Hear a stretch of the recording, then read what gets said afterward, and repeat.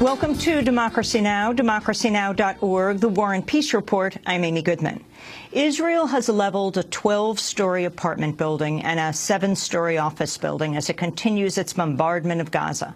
According to Agence France-Presse, more than 100 Palestinians have been killed since Israel resumed airstrikes last week.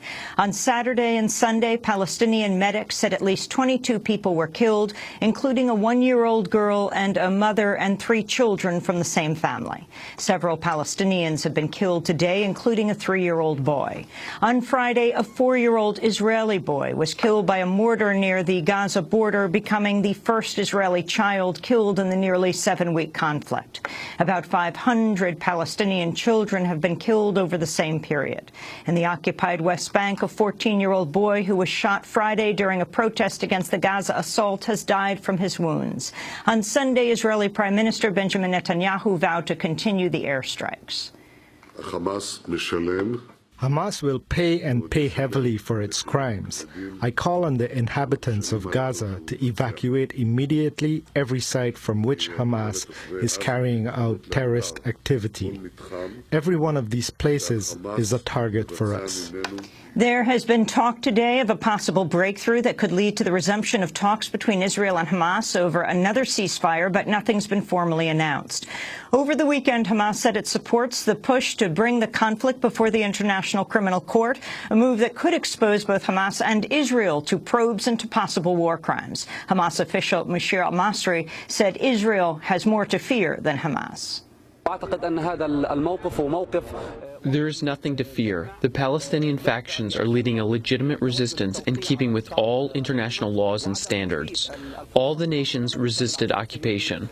We are in a state of self-defense. More than 300 people affected by the Holocaust have published a letter condemning, quote, the ongoing genocide of Palestinian people. The signatories include 40 Jewish Holocaust survivors as well as relatives of both survivors and victims. In their letter, published in Saturday's New York Times, they condemned the United States for its financial support of Israel, writing, genocide begins with the silence of the world. In Washington state, protesters converged on the port of Tacoma Saturday in a bid to block the unloading of an Israeli cargo ship in protest of the Israeli assault on Gaza.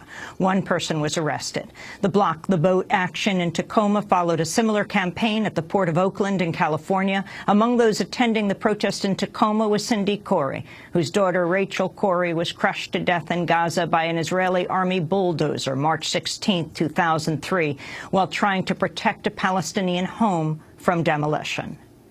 We feel like this is a really important step to raise our voices, to challenge occupation, to challenge the siege of Gaza, and to challenge all the violence that's happening in the Middle East. Iran claims to have shot down an Israeli spy drone near the Natanz nuclear enrichment site. In the past, Israel's threatened to attack Iranian nuclear sites, accusing Iran of seeking to develop nuclear weapons. Iran's in ongoing talks with 6 countries, including the United States, over its nuclear program, which it insists is peaceful. Michael Brown will be remembered today at a funeral in Ferguson, Missouri. His father, Michael Brown Sr., has requested a day of silence and peace after 2 weeks of nightly protests in Ferguson over the police killing of his 18-year-old son. The death of the unarmed black teenager by a white police officer has sparked a national conversation about race. Here in New York on Saturday, thousands marched in Staten Island to protest the police chokehold death of Eric Garner. The African-American father of 6 died after police wrestled him to the ground and pinned him down. It was July 17th. He was accused of selling loose cigarettes. His death has fueled the national debate about police use of excessive force and NYPD's policy of cracking down on low-level offenses. We'll have more from the march later in the broadcast, as well as from Ferguson. A U.S. journalist held for nearly 2 years by an al-Qaeda affiliate in Syria has been released. The release of Peter Theocritus came less than a week after the beheading of U.S. journalist James Foley by the Islamic State in Syria. The Obama administration's denied paying any ransom for Curtis's release, which was reportedly brokered by Qatar.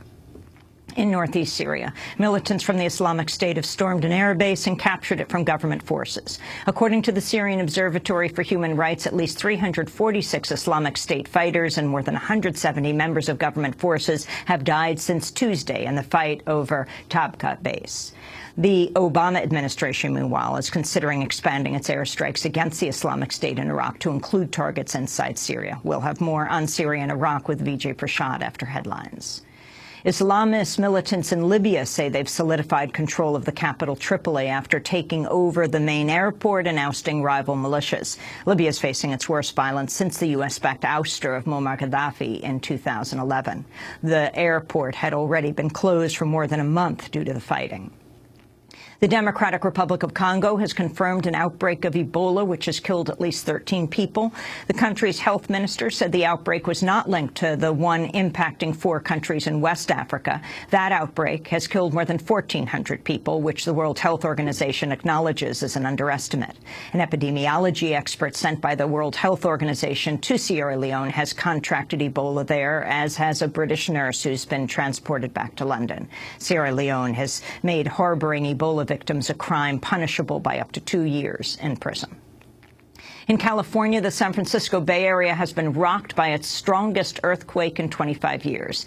The 6.0 magnitude quake hit just south of Napa in wine country early Sunday, destroying homes, bursting water mains and gas lines, and sending wine bottles hurtling to the ground. More than 120 people were injured. Economic losses could total $1 billion.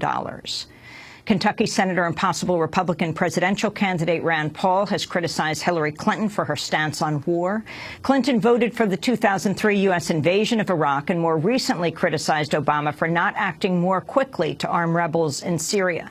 Speaking on NBC's Meet the Press, Paul said voters might reject Clinton if she's chosen as the next Democratic nominee for president. I think that's what scares the Democrats the most, is that in a general election, were I to run, there's going to be a lot of independents and even some Democrats who say, you know what, we are tired of war. We're worried that Hillary Clinton will get us involved in another Middle Eastern war because she's so gung-ho. If you want to see a transformational election in our country, let the Democrats put forward a war hawk like Hillary Clinton, and you'll see a transformation like you've never seen. And those are some of the headlines. This is Democracy Now!, democracynow.org, The War and Peace Report. I'm Amy Goodman.